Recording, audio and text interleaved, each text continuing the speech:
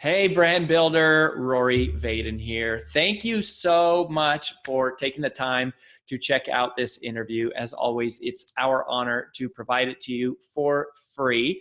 And wanted to let you know there's no big sales pitch or anything coming at the end. However, if you are someone who is looking to build and monetize your personal brand, we would love to talk to you and get to know you a little bit and hear about some of your dreams and visions and share with you a little bit about what we're up to see if we might be a fit. So if you're interested in a free strategy call with someone from our team, we would love to hear from you. You can do that at brandbuildersgroup.com/podcall, brandbuildersgroup.com/podcall. We hope to talk to you soon.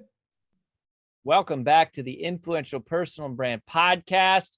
Recap edition today. Me and AJ are breaking down the interview with the one and only Jasmine Star, which is pretty awesome to get a chance to have a conversation with her and just get some of her thoughts and behind the scenes kind of secrets on how she's built a huge, awesome personal brand and social media following. So AJ, welcome to the show.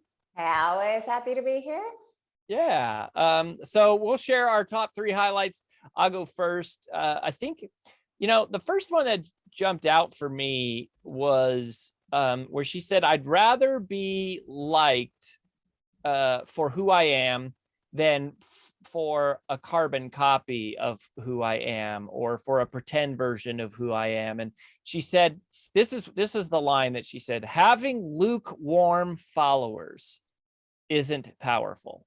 Having lukewarm followers isn't powerful. I want to attract or repel. And that really stuck with me about just like the lukewarm part of it.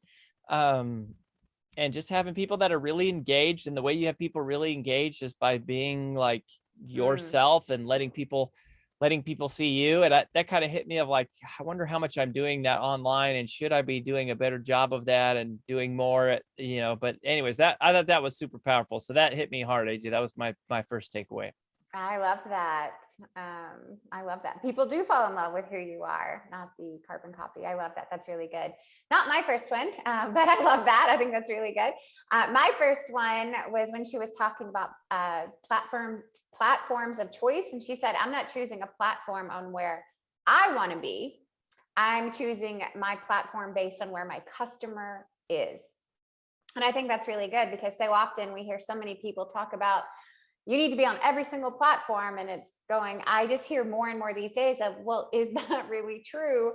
And why would you invest time on being on a platform that your audience is not on? And I think that's just really good. And I think it's really important to go, where is my customer? And I think the second part of what she talked about that I thought was really connected to this and like really like closed the circle on this was, if you have to choose just one platform, then divide the platforms and how you choose them. In other words, separate where you want to consume information versus where you want to create information. So if your platform of choice is Instagram because you love it and you love pictures and you just love keeping in touch, well, that's where you consume information. But if that's not where you're gaining traction and that's where your audience does not live, then you don't need to use that platform to create. You have one to consume and one to create, which really allows you to have a preferred platform in which you consume information because you enjoy it, but a separate one where you create information because that is where your audience lives. And I just love that. I thought it was very clear. We've heard a lot of conversations around that over the last few months. And I just love the way that she just split the two into have a place where you consume, have a place where you can create. Maybe they're the same place, but if they're not, make sure you're creating where your customers are.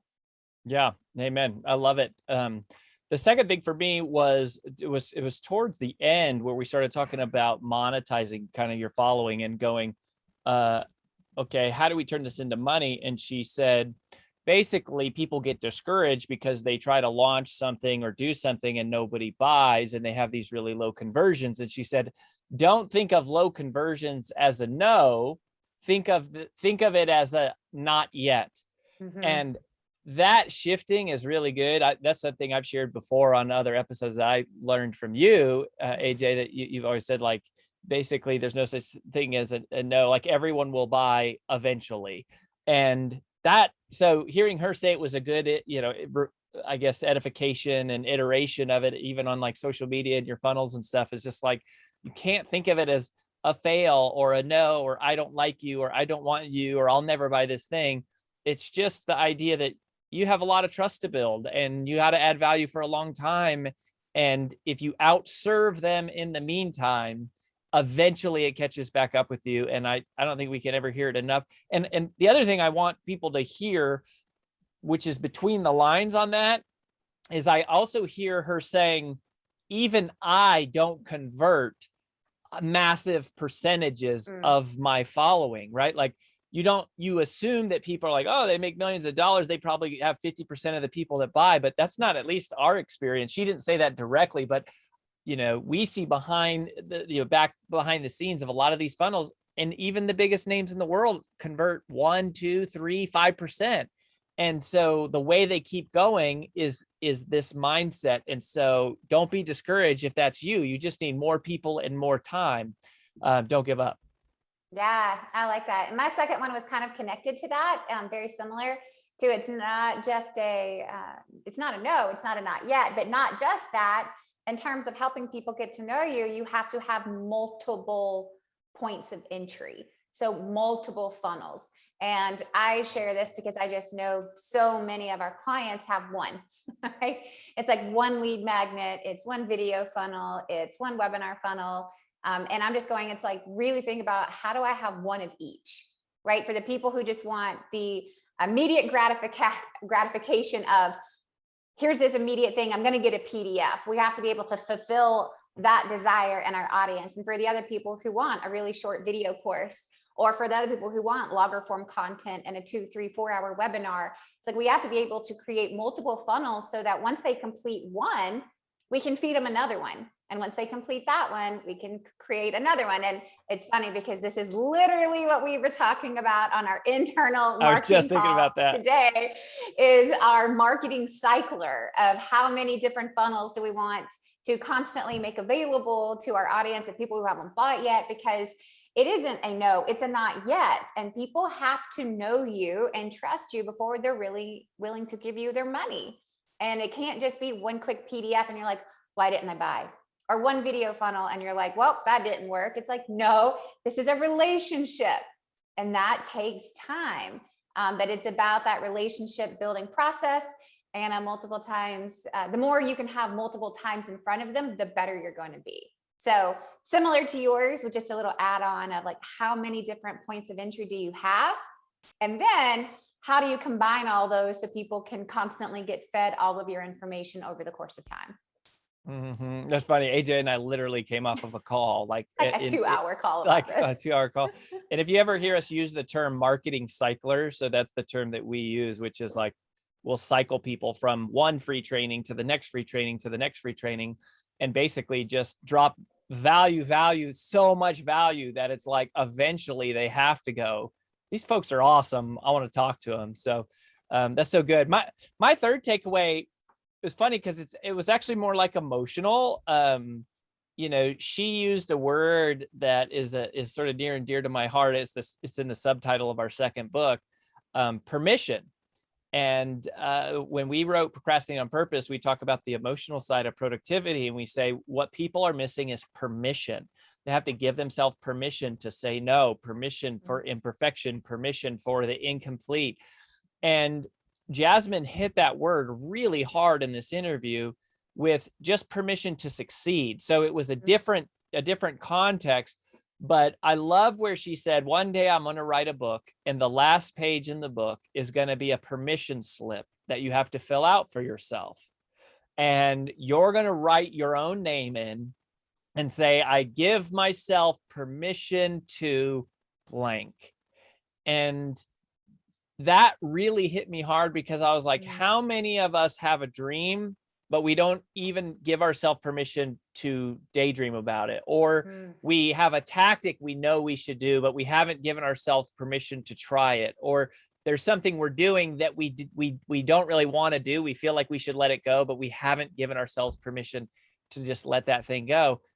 And I just thought that was really good. Like, what do you have to give yourself permission to, and the permission slip. So I just, that really was simple and clean and powerful and inspiring for me. I love that. I think that's really good. And I thought for a second that your third one was going to be my third one, because when you said emotional, I was like, oh, wow, we're going to have the same one. But it wasn't. It's completely different. And so my third one was give people who follow you the opportunity to have an emotional response to getting to know you. And I thought that was really good. It's, you know, social media is giving someone the emotional response to knowing you. And I know that oftentimes we can get stuck in the content side of what we do. And it's all about information and content and value. And at some point it's like, but who is the person behind this information and this content? And it's like, how do we create that emotional connection to the human being who is creating this, thus allowing them to get to know you, to get to know your family, your likes, your interests, your dislikes, what you believe in. And although that's connected to your content, it is different. It is just letting people know you for who you are, not just for what information you can provide. And I thought that was really good.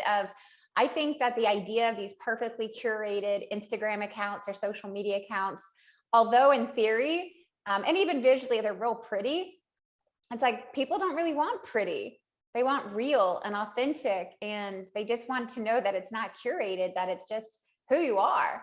And I really appreciated that. And also it's like, don't be afraid to, you know, have a series of content next to you making spaghetti with your kids, or Halloween costumes, or just the realness of who you are as a person, because that's what really makes people fall in love with you. It isn't just what you teach them, it's who you are. So I love that.